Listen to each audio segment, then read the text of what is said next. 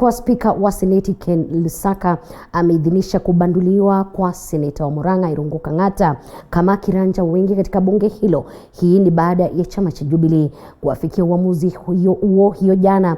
Wakati huo maseneta wakitoa hisia mseto kuhusiana na hatua hiyo ya chama cha Jubilee.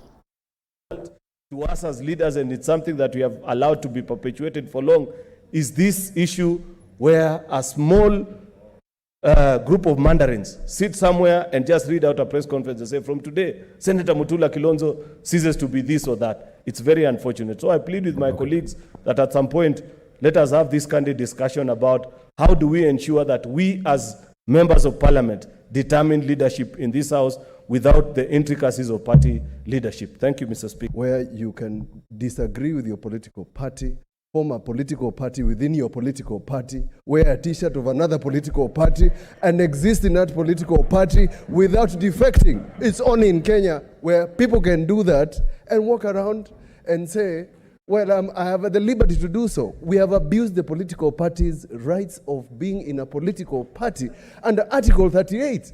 Congratulate Senator Omatangi. I believe that his new position will give him a reasonably enhanced level of tolerance to debate in the House, because he's been previously one of those, whenever you talk about government, he behaves as if he's being electrocuted. You know, he's just busy jumping, you know. But now, Mr. Speaker, he's taken a position of responsibility, and I have no doubt that he's a well-schooled man and will adjust to the circumstances. To my friend Kang'ata, now you have time to laugh in the corridors as loudly.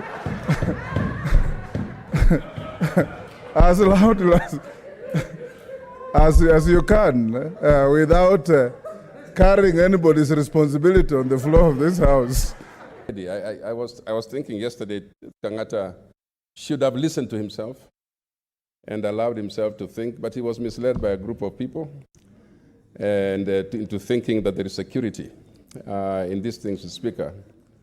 When he was asked by the party to come and talk, Mr. Speaker, as you know, he then was misled again not to go to the party. And so these are some of the things which I say, you must also weigh, if you're going to mislead somebody, that you know you have caused their problems. Mr. Kang'ata, Dr. Kang'ata, as we know him, Speaker, did his job well. I think it's almost unfortunately poetic that the same words that Senator Kang'ata used in removing Senator Kihika are the same ones he was trying to use yesterday. Mr. Speaker, I consulted the Hansard because he was asking for the charges. He was asking for what was the reason of his removal.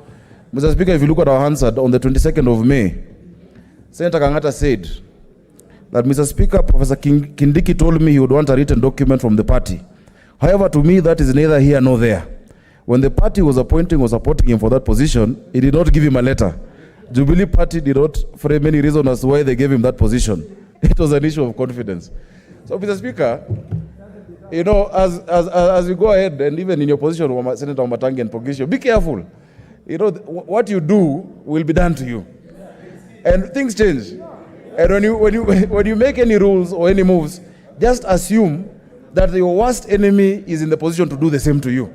You know, so be gracious. Bila shaka tukiondoka